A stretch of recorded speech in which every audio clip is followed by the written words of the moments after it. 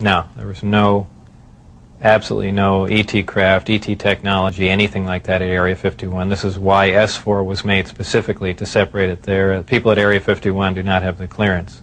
I was paid by the Department of Naval Intelligence, and what they're doing, researching extraterrestrial craft, is beyond me, but that's where my checks came from, so I can only assume that they were in charge of that.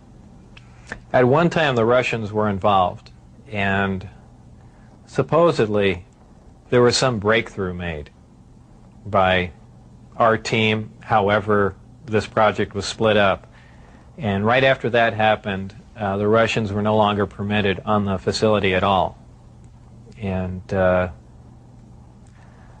you know, that's all I know about it. What was discovered, why they were kicked out, when they started working with us, is all unknown to me. I was put into the briefing room with 121 or 22 briefings, and really was just told to sit and read through them. I think they were there just to mainly educate me on what was going on. They weren't a complete in-depth explanation on everything else, but just essentially a brief synopsis on some of the other projects that were going on there. Supposedly, the information, now this isn't something that I determined, it's something I was told, that the crafts originated from a planet that orbited the Zeta Reticuli star system. Zeta Reticuli 1 and Zeta Reticuli 2 are two stars of a binary star system. The craft allegedly came from there. One or two autopsy photographs I saw dealt with just a small photograph, a bust shot essentially, just head, shoulders, and chest of an alien where the chest was cut open in a T fashion and one single organ was removed. The organ itself in the other picture was cut and vivisectioned essentially, showing the different chambers in there.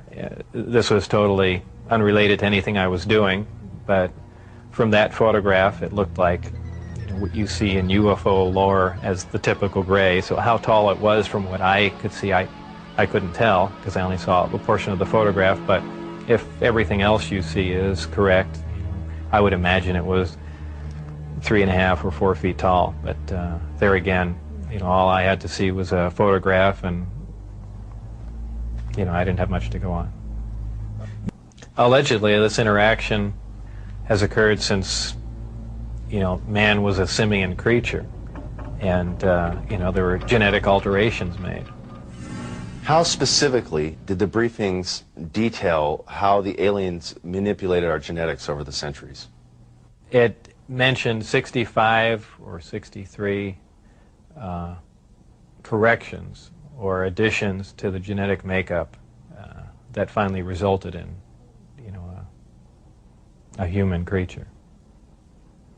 Allegedly, this interaction has occurred since man was a simian creature, and there were genetic alterations made. How specifically did the briefings detail how the aliens manipulated our genetics over the centuries? It mentioned 65 or 63 corrections or additions to the genetic makeup that finally resulted in a human creature. Allegedly, obviously, I didn't see this and I don't know it to be fact, but this is what I was told, that I was hired to replace one of a couple people that were killed while working on one of the reactors from one of the crafts. Apparently, they, for whatever reason, cut open an operating reactor, and the device exploded, killing both of them. The scientists that were killed there, allegedly the detonation from the explosion was fairly large. It would have rivaled a small tactical nuke. So it was done at the Nevada test site, and it was to be passed off as an unannounced nuclear test. Again, this was a story that was relayed to me, and allegedly what happened in '79, there was some sort of information exchange going on where there were actual live aliens at the facility, and at one particular point there was an area where some security personnel went to enter. And apparently, because of not the sidearms, but the bullets in the sidearms, from what I understand, if they would have entered the area, the bullets would have detonated. And supposedly one of the creatures tried to stop the security personnel from entering the area, and a fight ensued. And the bottom line from the altercation was that the security personnel, I don't remember how many were involved, but were all killed, and they died of head wounds, and that's all that I heard of that story. There were 22 people with majestic clearance. I had majestic clearance. Majestic clearance was designated as clearance 38 levels above Q clearance, and Q clearance is the civilian top secret clearance. It probably really hit me when I got inside the craft and looked around and began to understand how the craft was operated, and finally grasped the whole project as a whole, as what we were doing, the fact that we weren't building this thing, we were trying to find out how it was made. We were back engineering it. Normally the bus pulled around to the opposite end of the facility, which was the main entrance, and that's where we went in. On this particular occasion, it pulled up to one of the hangar doors, which were normally closed, and the last one was open. We came out, and I saw the disc in the hangar. Upon seeing it, it struck me that, well, this explains all the UFO sightings. Not thinking that it was an extraterrestrial craft, that this must have been some advanced form of fighter that we've been working on for years, and people have just caught it being tested, so on and so forth. And it never even occurred to me, even though I was looking at an extraterrestrial vehicle, that this wasn't man-made. People have asserted that, boy, that must have been the most exciting time in your life, and that's not the way it was. When I first got to look inside the craft, all I can say, it's an ominous feeling. You walk in there, and it feels as if you shouldn't be there. I know that sounds kind of corny, but it's a real ominous feeling. It's not an exciting feeling. It brings up a whole lot of questions in your mind. Well, where did this come from? And you know that they won't give you the answers to the whole story, but it's that's the only way I can describe it. There are 9, and their shapes vary. I only got to do a close inspection on one of them. The others I just briefly saw, and they pretty much varied. I give everything nicknames there. The one I worked on was kind of sleek looking, and I gave it the name the Sport model. There was one that looked like a Jell-O mold. There was one that looked like a top hat. There was a disc that was turned up on its side, and it had a large projectile hole with the metal bent outwards on it. I can only surmise they were testing it to see if a projectile could penetrate it. Of course, it's just a guess on my part. But for the most part, they were pretty varied. I only entered the Sport model. The other ones I wasn't allowed to loiter around, to go near, really even to look at. I just, at one point, walking through the hangar doors, all the bay doors between all the hangars were open, and I got a glimpse all the way down of the whole corridor, but that was the only time it was ever open. The lower level of the craft, the floor itself is hexagonal, little hexagonal squares, and the hatch, or if you want to call it a hatch, the access way to get in there, is an ingenious little assembly. It's a honeycomb structure, and if you put your fingers in one end of the honeycomb and push, all the honeycombs will collapse in on each other, making a hole. It's kind of a neat doorway, something that we could, use. I don't know what for, but I mean, it's something that I haven't seen before, and it's kind of a novel idea, but a very efficient, lightweight, very strong access way. I had to hang upside down in there to see the lower level, essentially, and there were 3 large gravity amplifiers. These devices looked like about a 2-foot diameter, 4-foot long piece of pipe hanging by a smaller piece of pipe from the level above, and they can be independently positioned, and that's what emits the gravitational waves that propel the craft. And there were 3 large gravity amplifiers. These devices looked like about a 2-foot diameter, 4-foot long piece of pipe hanging by a smaller piece of pipe from the level above, and they can be independently positioned. And that's what emits the gravitational waves that propel the craft. The second level was the only other level that I was on. It was the main level that contained the reactor where the seating was, the gravity amplifiers themselves, though we also called the devices that hung down on the lower level the gravity amplifiers, because they were really one and the same. They were probably the wave guides or horns, if you want to relate that to microwaves. It would be extremely inconvenient for a human pilot. Humans really can't even function in there because of the ceiling clearance. The seats were so tiny. It was obviously made for a creature much smaller than a human. It produces a gravity wave, which is similar to the gravity wave that the Earth produces. However, the craft phase shifts the wave. In other words, it turns the wave not really in an opposite polarity, but something to that effect, where it will work against the natural gravity wave of the Earth, and it produces lift in that effect. Well, the craft generates its own gravitational field. Being inside that field essentially doesn't shield you, but essentially you're in, and this is a terrible way to say it, almost in a different realm, because you're now influenced only by that gravitational field. For instance, people wonder how a craft like this can make a turn at such high speed, a 90-degree turn, when they would imagine people slamming up against the wall or something to that effect. Well, that really wouldn't happen. Inertia would have no effect.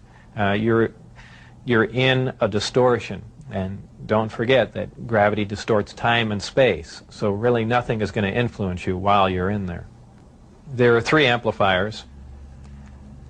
The craft can operate on a single one, can lift off the ground. The way in which it's propelled are 2 different ways. There's what they call Omicron configuration, where the craft is using one generator, or Delta configuration, where it's utilizing all 3. Delta configuration would be for space travel.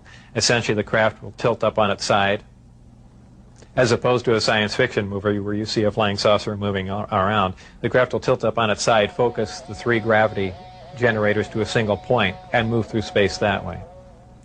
Moving around the source of gravity is a problem to a disk because it's interference, essentially. So what they do is they work with that interference to their benefit. They'll use one gravity generator to lift the craft off the ground. And as opposed to what we're used to, for instance, a plane, once it's in the air, we envision thrust or some force coming out the back of it to push it forward. The crafts work completely opposite of that. What they do is once they're hovering in the air, they'll swing the 2 remaining gravity generators up in front of them and create a distortion, essentially a downhill, and the craft rolls downhill for infinity. It's always chasing a little distortion. That's why they look goofy when they fly around at low speed, because they're essentially, and any time you run over, the gravity field around the Earth is not completely constant and stable, depending on the minerals and density of the Earth underneath it. The gravity will vary somewhat, and you will get odd movements of the craft. So its low-speed mode is kind of unstable for the most part. I only witnessed one test flight up close, officially. That I was just inside the hangar. The test was going off probably, just as the sun was going down, and it was a low-performance test. I believe there were some pilots or test pilots in the craft. The craft must have been retrofitted to fit them, because the seating arrangements were really not accommodating. They were in radio communication with the craft. The craft lifted off the ground, virtually noiseless, other than a small corona discharge on the bottom of the craft, indicating the presence of high voltage. That dissipated at about 30 feet, and it stood there completely silently and moved over to the left and to the right and sat back down. That was the entire test. However, that was an extremely impressive test. Maybe to someone that really knows little about science or anything, that wouldn't be a whole lot, but you have to realize this craft was about 52 feet in diameter. I don't know exactly how much it weighed, but it weighed a lot. And this was quite a scientific feat, to lift something completely silently, under control, and perform a maneuver like that. The craft itself was, I assume it was metal. It was cold to the touch, that's why I say it was metal. But it was a brushed aluminum, actually just an unfinished stainless steel, not shiny finish to it. Had no seams. It was as if it was injection molded from one giant die. I was completely amazed. Gravity is something difficult to explain because it's something that we essentially don't understand. It's just something that we can observe. Not much is really known about gravity. There are many theories about it, but they are just mainly theories. There's theories of gravitons, which allege that these subatomic particles that act like an attractive force like gravity that exchange between two pieces of matter. There's also a theory that gravity is a form of wave, an electromagnetic wave. But basically, gravity is a force. It's the attraction. It's the inherent property of matter to have gravity, a mutual attraction for each other, and it's basically all that we really know. Modern science, current science, right now, identifies one gravity. It's one force in nature. Apparently, through research at S4 or information gained from one of the crafts they were researching there, it appears that there are two different forms of gravity. One form works on an atomic scale, on subatomic particles, holding pieces of matter, holding atoms themselves together. Another works on a larger scale, the scale we're most familiar with, holding planets in orbit, holding ourselves to the ground, things of that sort. Because it produces a gravitational field, I wouldn't say the craft is invisible during the day. However, if you're under the craft, because of the way the gravity is being used, gravity bends time and space, and it bends light. If you are looking underneath the craft or from certain vantage points, you will actually see what's above the craft. It's really a trick of the way light bends under the influence of gravity. For instance, we can see stars that are behind the sun, that are blocked from our view by the sun. The reason we can see them is because the sun is a tremendous gravitational field, and it's bending the light around it where we can see the star. Space-time and gravity are all essentially interrelated. They all act on one another. Gravity bends space. Gravity also distorts time. When you vary one, you essentially vary the other two. As an example, if you have a massive body, say a planet or something that's making a lot of gravity, producing a lot of gravitational waves, if you will, it distorts space. It bends space to it. It also slows down time. These things aren't theories. We know them to be true. We cannot artificially create this because we can't create gravity. But this is how they're all interrelated. How are vast distances of space traveled by amplifying a gravitational field? Well, because space-time and gravity are all interrelated, if you could produce gravity artificially, an extremely intense field of gravity, what you could do is actually distort the distance between two objects and make it shorter. Not just distorting the distance, but now you're also decreasing the time, the actual time between the two places. So you're not traveling in a linear mode like flying a spacecraft from point A to point B. You've actually modified the time and the space that you travel in. So you're now traversing a huge amount of distance with little time, and actually with traveling little distance. As crazy as it seems, that's what's going on. There are several problems traveling at the speed of light. Just a couple of them are the fact that as your speed increases, so does your mass proportionally. In other words, the more energy you put in to go faster begins to slow you down by the fact that it's converted into mass. You have other problems like just traveling at such an extreme velocity, navigational problems, the fact that you might run into little tiny micrometeorites at speeds like this. They would undoubtedly destroy your craft. There's just a whole host of problems that you're going to run into just attempting to do something like that. Aside from the fact the amount of energy required to accelerate to the speed of light is horrendous. Project Sidekick was another project going on with Galileo. Galileo was the project that I was involved in. Sidekick dealt with any of the weapon potential of the craft, whether or not the craft had a weapon in it or could it be used as a weapon, but it had something to do with some sort of particle beam configuration where the gravity generator can be used as a lens to focus a weapon of some sort, similar to the SDI device we were working on in the 80s, but with the potential of a focusing device using the gravity generator.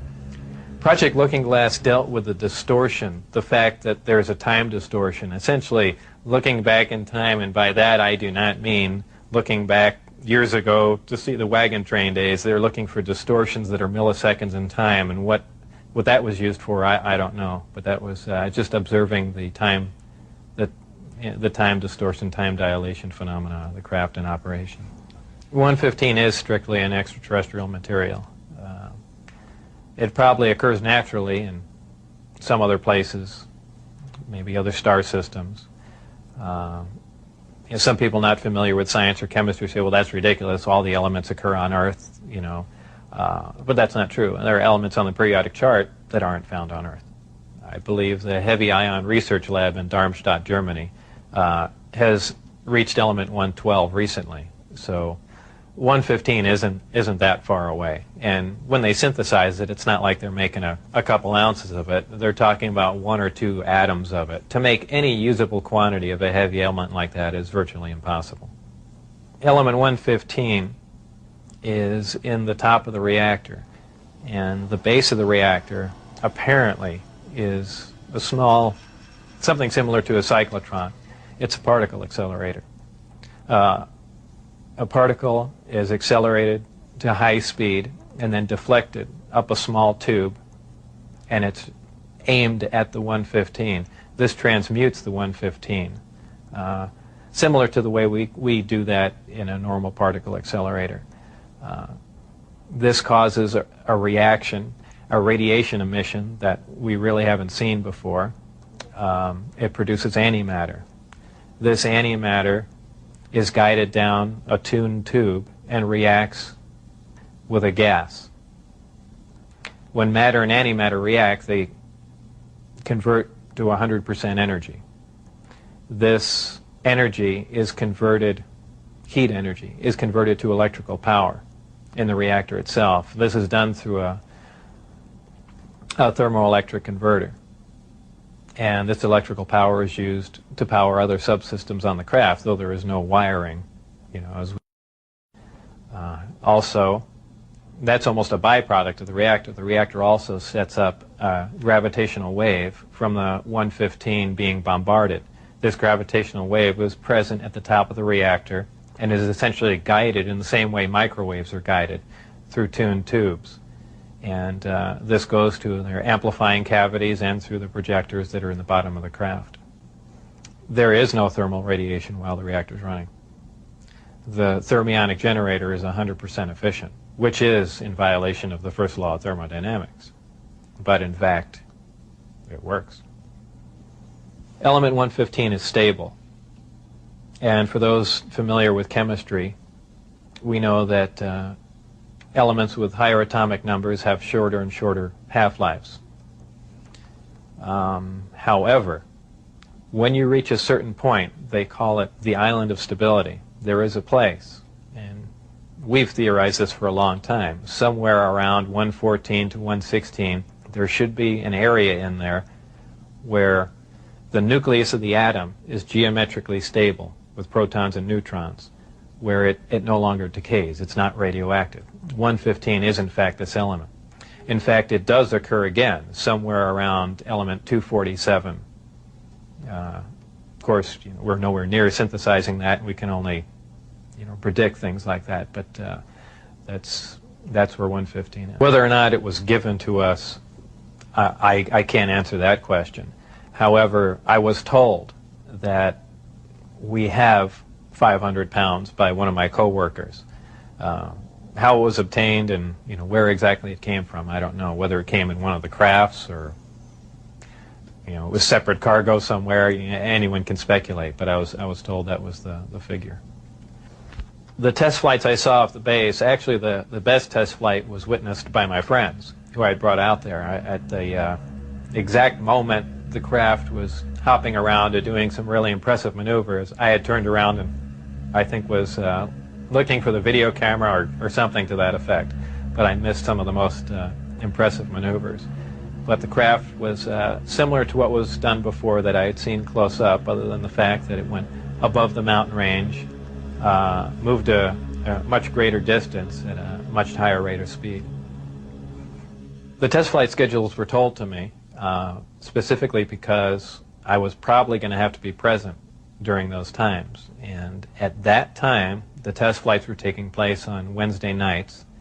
And from what they said, that was because that was statistically the least amount of traffic in the area. And that's all that they were concerned about. There was a high voltage discharge on the bottom of the craft, but as far as there being an exhaust, there was none. Well, that's kind of the same reason why a neon light or a fluorescent light lights up. What you're dealing with is a high energy source in essentially a gas atmosphere, oxygen, nitrogen.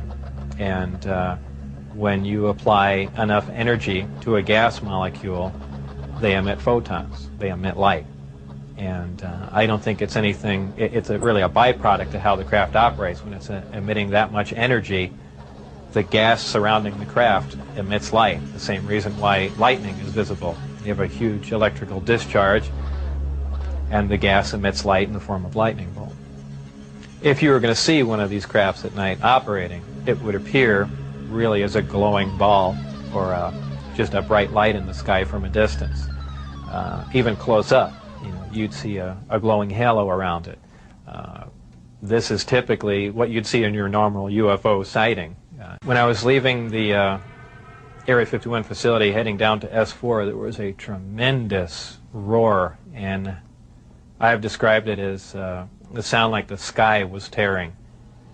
And I couldn't see out the windows of the bus. All I can see out was the very front. And as we came by, I asked Dennis, who was my supervisor and on the bus at that time, what that was. He said it was an Aurora, a high-altitude research plane. And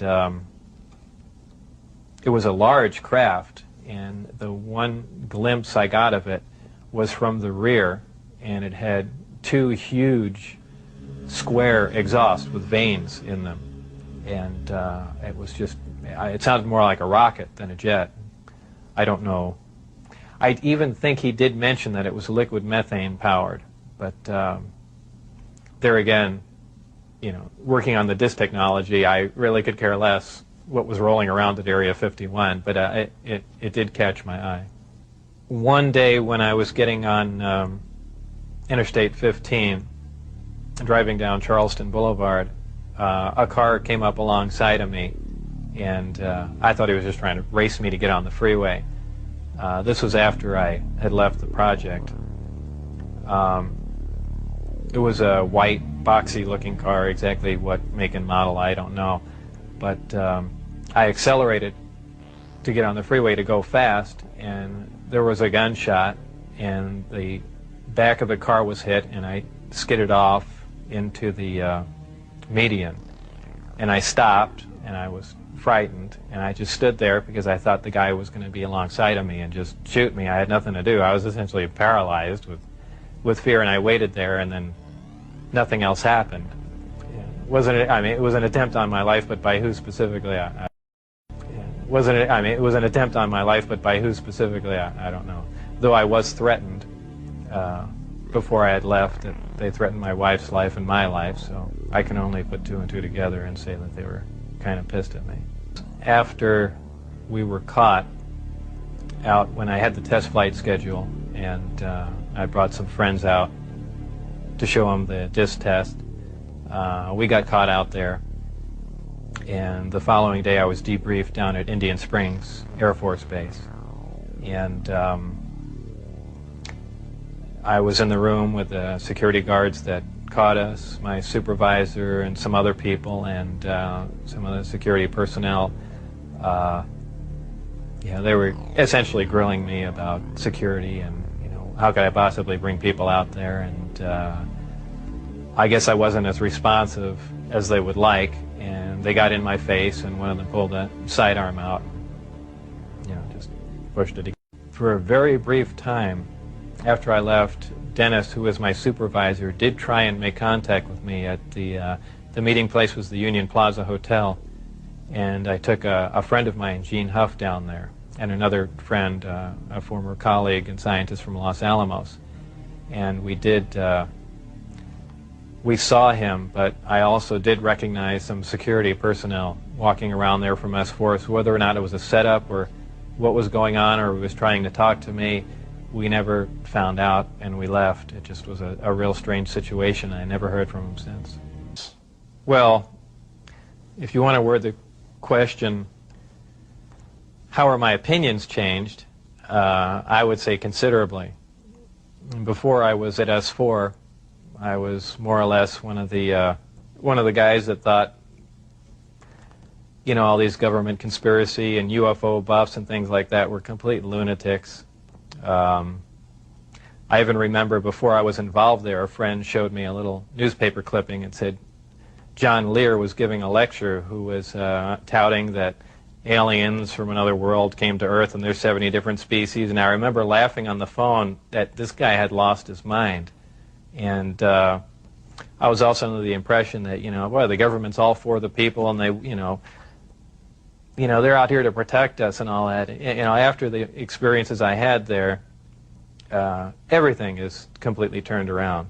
You know, the government is doing everything but looking out for us. I mean, the only thing they're looking out is for themselves. You know, obviously the ET craft do exist. Something had to build them, so there must be aliens. And since there are, and the craft are there must be some sort of factory and an entire civilization somewhere. And if in fact that is true, and it apparently is, then there must be others. Actual crafts and technology from another world. And that's probably the most important event in history. It kind of moved from science fiction into reality in my mind. And it really just, I guess, opened my eyes. The big thing is whether or not we can duplicate them. If we can understand what a device is or how something operates or what its physical makeup is, that's great. But if we can't duplicate it, it's useless to us. So there's really two phases to the project going on there. It's understanding what we're looking at, and then once we understand it, is can we duplicate it with earthly materials and earthly technology. And, you know, unless we've got a handle on both of them, all that technology is useless to us. And if it turns out we can't do that, all we have is one single prized possession that we have to take care of, and that's it.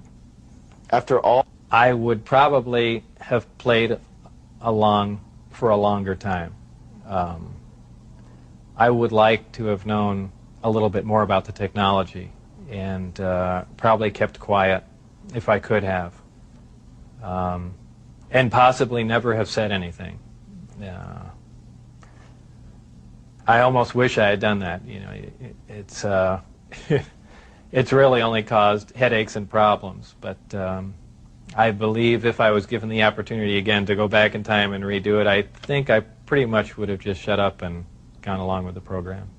I would have much preferred that instead of the Navy or whoever it was that hand-picked a few renegade scientists here and there, that they turn it over to some more qualified people. Obviously, I was not the most qualified person on propulsion or field propulsion or anything of that sort. I was just some guy. I mean, I could have named 10 or 12 other guys that were more qualified than me.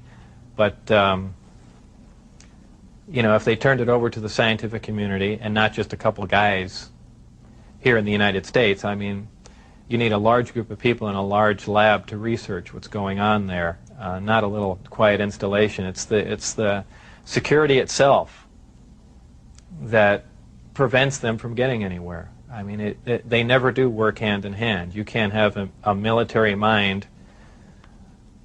Science itself must communicate. You have to have a free exchange of ideas. That's how things progress. And when you clamp down on a security system like that, where you work in isolated groups and ideas cannot be exchanged, you don't get anywhere, and that's the problem they have.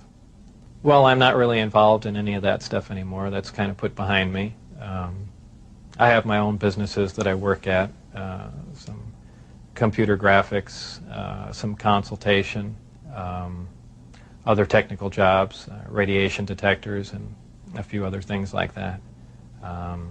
So really, I just go about my life, and that's, you know, something that happened that was fantastic, and it's over, but it's kind of hard to shake it loose. But eventually I will, and that'll be that. I think all the surveillance and everything stopped. I don't think anyone's bothering to monitor me. I've said everything that I know.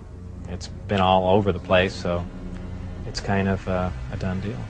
As far as whether or not there are any craft out there, I believe, you know, they were out and gone in probably the late '89, early '90, and the only thing people see now out there are, you know, either flares or planes coming into land, but that's about it.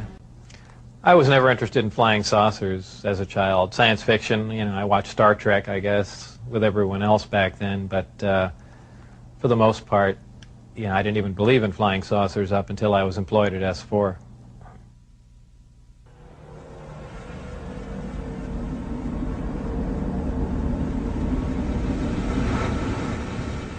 I couldn't help at one point in my discussions privately with General Secretary Gorbachev, when you stop to think that we're all God's children, wherever we may live in the world, I couldn't help but say to him, just think how easy his task and mine might be in these meetings that we held if suddenly there was a threat to this world from some other species, from another planet, outside in the universe.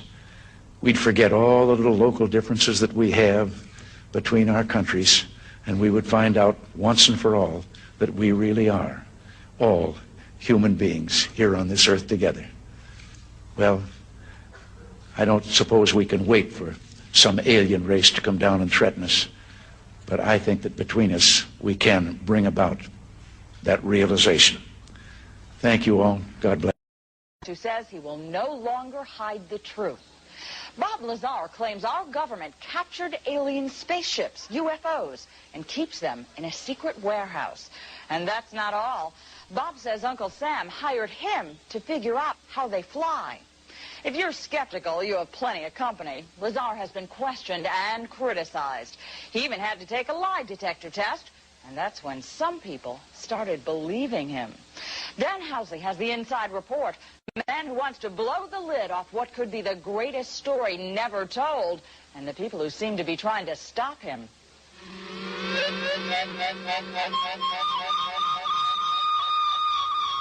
Strange lights over Las Vegas, within view of tourists and gamblers along the city's Casino Row. What are the odds these are alien spacecraft out for an evening spin? Or would you bet they're simply standard aircraft, or worse yet, some kind of hoax? Before you decide, take a look at another shot on this home video, where what does appear to be an aircraft strays into view along with the lights. Strange things like this have been appearing over the Nevada desert for years. The answer to the mystery may lie in the sprawling Nevada nuclear test site just north of the city, in a place called Area 51. Area 51 is known by other names: Groom Lake, Dreamland, the Skunk Works. It's an isolated military facility where the U.S. develops its most top-secret projects. The U-2 spy plane was developed here. So was its replacement, the high-flying Blackbird, along with the current stealth aircraft and Star Wars. But there are some who believe these formerly secret projects are nothing compared to what's currently under wraps. Not too many people live out here in the remote sections of the Nevada desert, far from the lights of Las Vegas. But here, on the edge of the secret U.S. government test facilities, people have been seeing strange things for years. Some of them talk about it, a lot of them don't. But no one who has actually worked on the test site has ever talked about what goes on there. No one, that is, until now. They are actively and have in their possession alien spacecraft, and they are actively undergoing analysis. And flying them? And flying them. Bob Lazar is an engineer and physicist who says he worked on flying saucers for the U.S. government at Area 51. He drew these sketches of one of 9 different saucers he says the government has in a secret warehouse. Lazar gave the saucers each names according to their various shapes. Top Hat, the Sport Model, the Jello Mold. Called in to help figure out how they work, Lazar says the saucers are powered by an antimatter generator, fueled with an element which he says could only have come from another planet. They set up and produce their own gravitational field. Just as the Earth holds all matter down, they produce that same field, but out of phase, and it repels itself.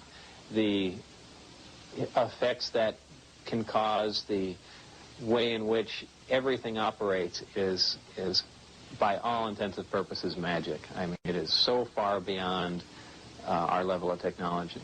Now, before you toss Lazar on the pile with all the other UFO wackos, understand that he willingly agreed to take a lie detector test, requested and independently arranged by a Las Vegas reporter. Terry Tabernetti is the ex-cop who administered the test.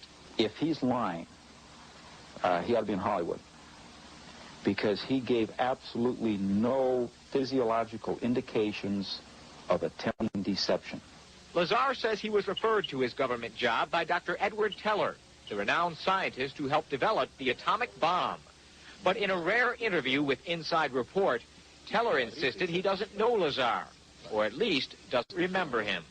I think it appears that someone's trying to wipe him out. George Knapp is the Las Vegas TV reporter who first aired Bob Lazar's amazing claims. He says he ran into unusual problems just trying to look into Lazar's background. Though Lazar claimed to have once worked at the Los Alamos National Laboratory, government officials denied they knew anything about him.